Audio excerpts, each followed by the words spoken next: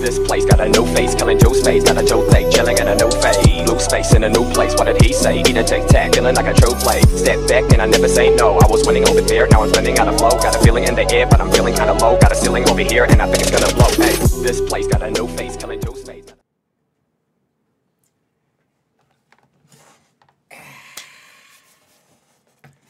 What is good, everybody? I'm gonna go out on a limb here and say right now, everywhere in the world, it's Friday. And as you know, the way we do things around here, I like to ask you, what you watching? What's good, everybody?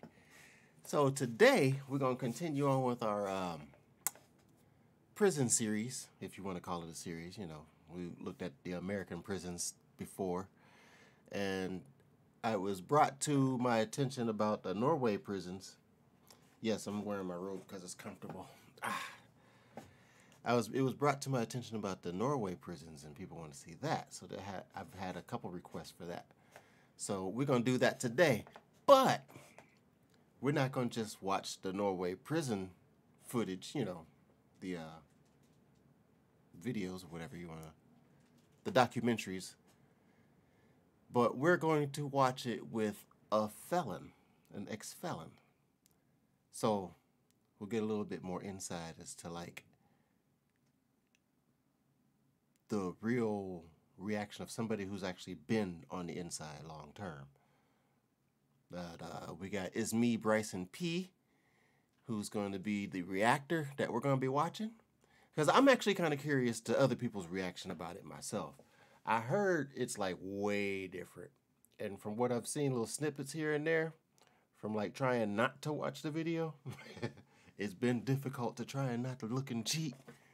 But yeah. So we got It's Me, Bryson P, who is going to be our co-reactor or whatever you want to say. As soon as I hit the right button, bing, there we go. And let's get it on. If you haven't liked or subscribed or commented or dropped in your country that you wanted to have us check out, you know, it ain't got to be just about prisons. I mean, we just happen to be on prisons right now. But, and give It's Me, Bryson P, a quick subscription. Help his channel out. You know, I'm trying to spread around. It's enough pie for everybody to get a piece. So, with that said, let's get it on. Hello everybody, it is me, Bryson P, and today we're going to be looking at how Norway's prisons are different from America's. I am a convicted felon that lives in the United States. Obviously that's not really a good thing, but here I am. I've turned my life around. I do have an extensive criminal history, even though I've never actually been to prison. I was sentenced to 7 years in prison with a minimum of 18 months before I was eligible to go to the parole board. However, due to a lot of other extenuating factors, which will be in future videos, I was able to turn that into shock probation after 83 days in the felony side of the jail, waiting to go and transfer to prison. So, okay, so he would have been in my kitchen. So I had inmates like that were waiting to go to prison. You know, they had already gotten their sentencing and all that stuff. So they were just transitioning. I had a lot of guys come through that was like him. Even though I've never been to actual prison, this is interesting to me because I have been close to it and supposed to have been there, especially for 7 years, well, 18 months minimum. So, here we go. Staying in a maximum security prison is not a normal life, but that's also an ambition, to reduce the feeling of being in a prison as much as possible. And in here you have my cell. So I have DVD and movies from there. The basic question that we ask ourselves. Yeah, didn't have none of that. Like I said in my previous video about the Sweden versus United States, I slept on the floor for my first 2 weeks there. It was, I think, like 3 weeks, give or take. I'd have to really do my math on it, but it was around that time, around 3 weeks, 4 weeks maybe, give or take, before I seen sunlight for the first time, whenever we got to go outside and have recreation for the very first time during my... That's crazy. Could you imagine 2 weeks without even seeing sunlight? That alone would place something in your psyche. I stay while incarcerated at the county jail waiting to be transferred to prison. Yeah. Definitely no DVDs, nothing like that. We did have a TV, so. In Norway, what kind of neighbor do we really want? Because they couldn't move into my neighborhood and they couldn't move into your neighborhood. Yep. So I think this is an important question to ask ourselves. Really. Yep. That should have an influence on how we work inside prisons.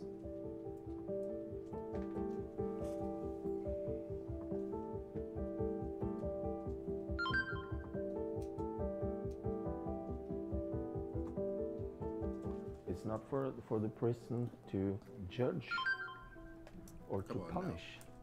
We have to interact and be humans. I think it's as simple as that. It is as simple as that. You know, I have a lot of compassion for people. I'm a very compassionate person, and I feel like you guys will really see that in future videos and see that compassionate side of me. A little bit of compassion goes a long way. When you're treated like an animal, and you're treated like an animal every single day, and you're locked in a cage. You react like an animal. Well, I mean, you start becoming an animal. You start, you know, you start acting the way that you are put in that environment. You know, that's the way that you are experiencing life every single day. If that's the way you experience life every single day, then you're going to adapt to living that way, especially if you already have a criminal mindset.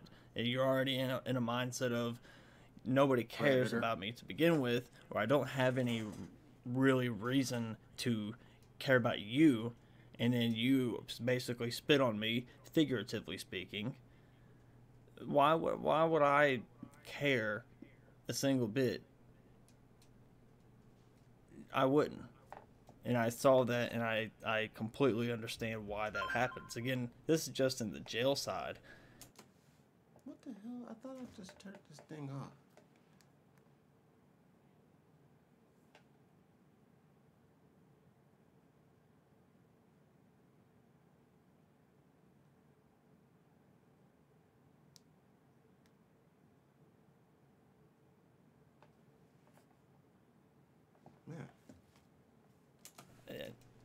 I can only imagine the prison side 10 times worse.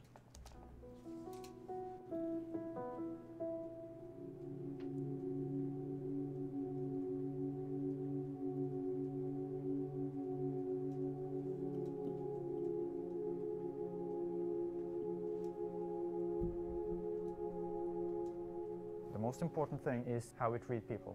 This is the 4 key elements that I would like you to remember. The principle of normality, the focus that we have in Norway on humanity inside prisons, what we call dynamic security, and the emphasis that we put on reintegration into society. That's everything American prison is missing. How to not treat people like an animal, how to help them reintegrate back into society and become a functioning member of society. I've seen that time and time again. The more times people go in, the more money that private person who owns whatever jail and judges and cops, they get paid off from whatever goes on to keep the population strong inside those jails.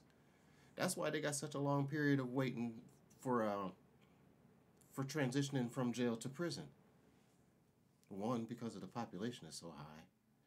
2, somebody's making money somewhere, so there's contracts going back and forth. They need to.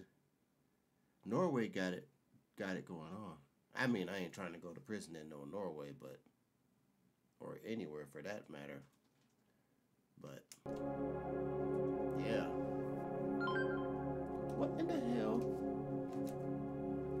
I would say the main goal of the trip is for inspiration to go bold back in the United States.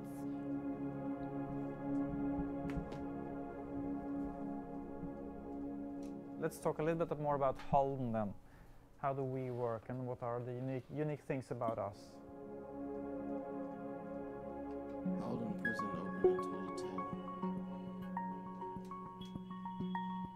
The world's most humane prison. World's most humane prison. Let's check it out. Let's see what it is. Right in here, you have my cell. So I have DVD and movies from there. Okay. Here we have a real toilet with a shower and everything. It's all clean. Like, check You know, that out. you can see everybody have their key. Yeah, it definitely didn't have a real toilet with a shower, especially not privacy like that. Like I said, I shared a cell with 32, 33 other people at max at one point. We just all shared everything. You know, you got the bathroom, and at some point maybe I'll draw a picture. But we had a bathroom that literally the only thing that separated the main living cell where we all lived to the bathroom was a plastic shower curtain. And then inside the bathroom, the only thing that separated the two toilets was just a little bit of brick wall between them. And then the same thing for the shower side. There was two showers, but of course we only used one. I'll possibly explain more why we only used one of the two later on. Anyways, definitely didn't have that. So that privacy is amazing. The privacy is one thing that, Right. you know, just do not have. So they can open or close the doors whenever they want. Even though it's nice here, it's still not a summer camp. But I would like you to, you know, look Compared to American prisons, that definitely is a summer camp. Holy snap. This is pretty badass. This is how you're supposed to treat people, like humans. Like, it's a damn shame that all this greed. It's just a damn shame. beyond the facilities. It's not the most important thing. Normality. So this What the is cell. that? Every cell is similar. And here we have the kitchen, where I used to prepare the food. You can see here, it's inside here. That's a really important principle in Norway, which talks about that taking someone's liberty away and taking them away from their family, away from their community, that in of itself is the punishment. So life inside prisons should look as normal to life in the community as possible. And in here, Now my What a question concept. is going to be, this is for, say, low-level offenders, people who obviously are not like murder, rape, sexual offenses. I would assume that this type of prison setup and this type of incarceration style wouldn't be for that, because those type of violent offenders, I mean, giving them a lot of freedom, right? So I'm assuming, like I said, this is for low-level offenders. If I'm wrong, let me know, I but think it's for also if I'm everybody. right, let me know too, okay? Thank you. you have this washing room. You can wash the clothes and dry it. Staying in a maximum security prison is not a normal life. Well, hang on. He's saying maximum security prison. Yeah. He said Now, max. again, what is your definition? What is the Norway, Max, my guy, Sweden, Max. Denmark, that side of the world? What is your I definition know. of maximum security prison? Because also, we have a maximum security prison here in Kentucky where I live, and it is called the Castle on the Cumberland. It is a maximum security That prison. don't sound good. Again, I can do a video on that here in the future. That is one place where basically if you go there, you never leave. So is this the type of, because I mean, again, we're talking about, you're saying maximum security prison, but also you're talking about rehabilitation for the community. So to me, that sounds hard to- more that's hard to like fathom, I know. low level. No, that's low maximum level security. offenses, say like in my That's case, max. right? And if that's the case, then I mean, this is amazing. He can't get it. It is. I know. He's like, hold on. You telling me that this is the maximum, the big dogs, the big of crime? He's like, nah. You telling me that they're thinking about rehabbing these people? Like, that's inhumane. I mean, the way we treat people here is inhumane compared to what we're discovering right now. His mind is blown. He's like, are you serious? Wait, hold on. What level is this? What does this include? You know, it makes a whole lot of questions because our system over here is hella jacked. So, you see the hot pot right here? Right? That hot pot is the one thing that we had in the entire cell. That's it. That is the entire... Well, you probably can't see that because I got it blocked. You're just wearing normal clothes. Yeah. That's allowed.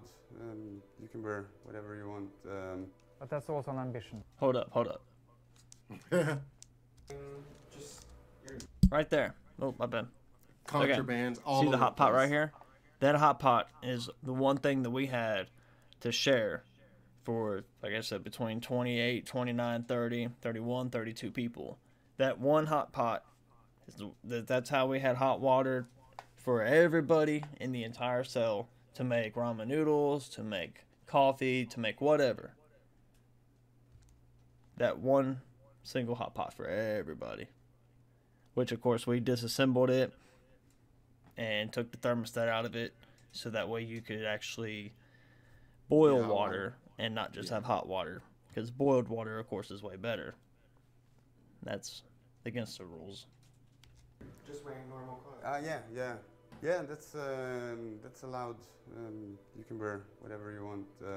But that's also an ambition, to reduce the feeling of being in a prison as much as possible. That's the normality principle. How you can normalize the correctional setting for individuals to transition out. Bigger challenge in our system, but definitely something to think about. The commissary, the stores, where an individual actually gets to go to a real store and pick out commissary items. I think that's a good add. Damn. Adds to the normalization. Probably real prices too. We think this is the most important part. Instead of prison Dynamic prices. security sounds like a very fancy thing, but it's really just having a normal interpersonal relations between the officers, or all staff really, and the inmates. Yeah. The role of the contact officer is one of the most important aspects of dynamic security. Very much so. Again, I've said this in my other video, and you can go check it out. It's the one where I compare the American prisons to Sweden, but I talk about it in there where I had a horrible migraine and asked, basically for a sick call, nurse call, whatever you want to call it, and the dude acknowledged me and then walked away, never came back, anything like that. So, yeah. Go check that video out and you'll see what I'm talking about. But that is a very important aspect of all this. At least in my book. Has a primary contact officer, and every officer have 2 or 3 inmates that he is the contact officer for. That was the ambition, from guard to also be a social worker.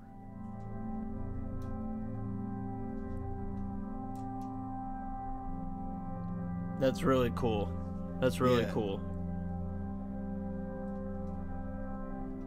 The main subjects at the academy: ethics, psychology, communication technique, criminology, law, human rights. Of course, they do learn self-defense. They do learn extraction techniques. They do learn to work as a team. But that's not, that's not the major components. It's about how do you treat people respectfully. My family always think that I just play games, because that's why I like very much to play games. So I often play cards and stuff. I would love to be a correctional officer at this facility. I know it sounds crazy, just play but cards? the compassion, the empathy, just the way that this is, the way that these people are, whoever these officers are, the aspect of what they're projecting or what they're trying to project is everything that I wanted to project in my career. And this was the type of thought process I had, especially working in a psychiatric facility and working with psychiatric patients. I was trained, armed, everything else, and ready to rumble at any moment. It was that compassion side first, and de-escalation, and what can we do, what can I do as a human being to help you first. That's what it's about. See, if you was to look at him, you wouldn't think felon. If you were to listen to him, you would come to find out felon. But then if you were to listen to him further, you would find out there's a human. That's what the United States is missing about dealing with people. That the system here forgets that there's humans involved. Like, we're tired of being at war all the time. It's like, when can we sit down and rest? When does the military get to just pause for a second? It's like, I don't know. I don't know. It's just hard to. Yeah. That's what it's about. With inmates. I know in some states it's forbidden and will have consequences for you if you interact with inmates as a staff member. Quite the opposite here. We expect and demand an interaction between staff and inmates. It's kind of friendship with someone, and to see the progress and see the changes, that's the best with the job. Yeah. Man. Yes, because again, with my psychiatric patients that I dealt with, it was that progress and getting to see the change of whenever they first came in to whenever they left. That change in their mindset, their mentality, or their attitude, their actions, all of those things, it's worth it. It's worth every bit of it. It's worth the fighting. It's worth the struggle. It's worth that because I know, hey, it's an underlying issue and let's work on that. There's going to be outbursts. We're going to, and it's okay. But now when it comes to murder, rape, all those things, we're talking about that. That's completely crossing the line here. We're talking about this type right here, and I love it. The contact officer is, for example, sitting down with you and making you a future plan. So what for steps by steps to become a free man. From day one. Yeah. So the officers need to know everything about the system and give advice to the inmates about the future, what steps should he take. One of the lowest. Photos of my daughter, big love of my life. I've been here for 1.5 years, but I was transferred from a prison in Brazil. You can compare that to come from hell to heaven. So it's a big difference. The guards, first of all, in Brazil, the guards are Americanized. More you feel bad and weakness, Yeah. the more they feel good. Here you have the guards, they was very kind to me when I came. They are still very kind. They see you as a human being. They treat me as Exactly. a human being. Yeah. In Brazil, I feel that, I mean, how can you not feel that? I've been working here since the opening in 2010, and I've been working other prisons before that also. It's not for the prison to... That's not hard to understand. To judge. No, it's a simple concept. Or to punish, because the police catch the guy. Should be a simple goes to the court and it gets a sentence perhaps, and then it comes to prison with that. We have to interact and be human. I think it's as simple as that. It really is, because we can create walls between us, but that doesn't help anything. No. We have to communicate, we have to interact. Without approaching people with respect and dignity, it's impossible to sit down the next day and talk about his future. Look. Because he will not have any trust in me. Look, it's a real thing, all right? I mean, it is what it is. I don't care. I mean, it's a real thing. You got to feel that. Because I was not only there just to protect the employees or I was not just there to protect the employees or the visitors or anything like that. I was also there to protect the patients and to make sure that the patients were okay, right? I cared also about patient rights. I cared about the employees' rights. I cared about the visitors' rights. It's hard to have compassion, and you can give me this whole thing of, well, as a police officer, you don't know what you see every day, and the things that you see desensitizes you, and so therefore you don't have that compassion and blah, blah, blah, blah, blah. I've seen people pass away. I've watched a person completely bleed out whenever I worked in the ERs, okay? Whenever I worked there, I Same watched a here. person bleed out just stood there, and there's nothing I could do about it. I had to just watch them bleed out and completely pass away, okay? There's a lot of things that I've experienced, a lot of things that I've had to go through, a lot of things that, from a very young age, experiencing death and trauma, and pretty much experiencing trauma and death throughout my life, and then working with psychiatric people and working in security at a psychiatric hospital, but also being state certified, carrying a firearm, wearing a bulletproof vest, and the whole 9 yards, training with law enforcement, training with the sheriff's offices, training with the local police departments, doing different things, and then also still going and being incarcerated. I have a lot of respect for police. Damn, that's wild. But I also have a lot of respect for inmates. I have a lot of respect for people who have done longer time for me, that have done longer time than me, that have been there for a lot longer. And I feel like, yeah, we would have a lot less reincarceration if we had more compassion. Yeah. And if it ever came up to the point, I'm dead serious, and I've been dead serious about this since the day it happened. If it ever came up to the point where I'm able to get this felony, to get my record completely pardoned, which is pretty hard to do, Yeah, I'd probably still go and try and be a police officer. I really would. I love these people. I really do. I love this. It really is good. This is badass. To work well with reintegration and future planning, etc. There has to be a foundation there of trust between the staff and the inmates. That's hard though. Building that trust is I've hard. visited a lot of prisons in the United States as well, and somehow I don't have the same kind of feeling of relief of No, getting you out don't. of an impressive environment that I've experienced coming out of those prisons. I think that says something about. Hold up. So is that the outside of the prison? Is that the outside of what it looks like? Because if that's so, then the outside looks like a full-blown prison. I mean, I would see that from the outside and be like, yeah, that's a prison. Obviously, it is a prison.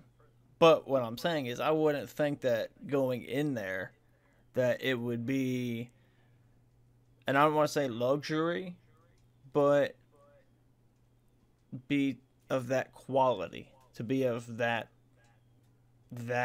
scale. How different the environment is here.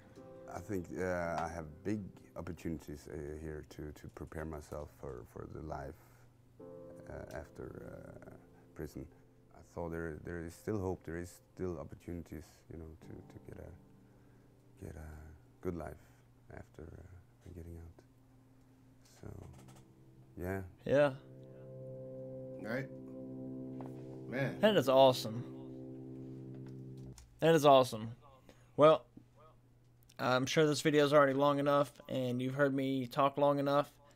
So, I hope to continue making videos. If you liked this, hit the like button, obviously. If you would, hit the subscribe button, obviously. Every video you watch is going to be telling you to hit the like button and hit the subscribe button. Right. You know the spiel. Subscribe and like. But yo, that's freaking incredible. Norway got it going on. And I hate to say that because it was about prison, but damn, when you got it, you got it. You see, if people were to take people as more human than profit or the next step up to where you trying to be, or, using people as stepping stones, quote unquote. Yeah, I guess that fits. Using people as stepping stones. You could actually get a lot more people rehabbed and stuff. People get more help and like that, Like this capitalism machine that we got here in the United States, it's not gonna let up. We gotta change. Cause that's part of what's fueling these prisons to be like they are. Money. It's funny how humans are the only thing on this earth supposedly the smartest thing on this earth, and we can't get along without money. But everything else on this earth gets along without money. Animals, freaking, there's tribes people, they don't use money. There's some tribes that don't use money. But it's like, damn, why can't we figure this out? This is easy. Get rid of the freaking money. I mean, we got people starving while mega rich CEOs fly giant dildos into what we call space. Oh, speaking of which, in a short conversation with a streamer friend, you'll notice that the background on the spaceship scene is not space. It's flying through the Matrix. I was looking at it after he mentioned it being kind of busy back there and kind of drawing your eye a little bit more, you know, because it got space, then you got the Matrix, then you got the movements of the dashboards of the stuff on the spaceship, then you got me moving around. You know, it was kind of busy. So I had deleted the outer space part of it, the outer space video that played in the back. And it left a Matrix one there, and I was like, oh! The videos are like flying through the Matrix. So I adjusted it. I like it. Let me know what y'all think. It's not too busy, but it lets you know that your screen didn't freeze. That's mostly why I have the motion back there, so you know, because I hunt. So I have a tendency to be really still sometimes without realizing that I'm doing it. But yeah, if you notice the change, that's what happened. I was messing with it this morning after we talked last night. He was like, yeah, it's a little busy. I was like, yeah, you're right. It is kind of a little busy. I had a border that moves. I had a background that moves. I have stuff that moves. I'm moving. Yeah. But yeah, shout out to you because I like this. This is pretty fire. I like it. It's a new concept. I don't want to be like other reactors, so I'm like trying to find a way to be different. And this, the spaceship flying through the Matrix, we watch reaction videos because we're learning along with it. So yeah, shout out to different. Hell yeah. But all right, so I'm gonna wrap this up. Like and subscribe if you like the video. You want to see some more? Because we're gonna have some more popping out this weekend. I'm gonna throw another video up. We still got the 1/3 for the week, which will probably either go up later on today or tomorrow. But yeah, there will be another. And then break time on Sunday, and then another video on Monday-ish. Depending on what's going on. I've been paying a really close attention to the stuff going on over in the Ukraine. So yeah. But all right, y'all, stay safe. And Aquarian OG, if you haven't ever heard me say I am O-U-T on the flippity. I don't know. Working with different stuff here, working with different stuff. Work with me. Hey, y'all have a good one, y'all. Deuces on the flips. We are the G-Special.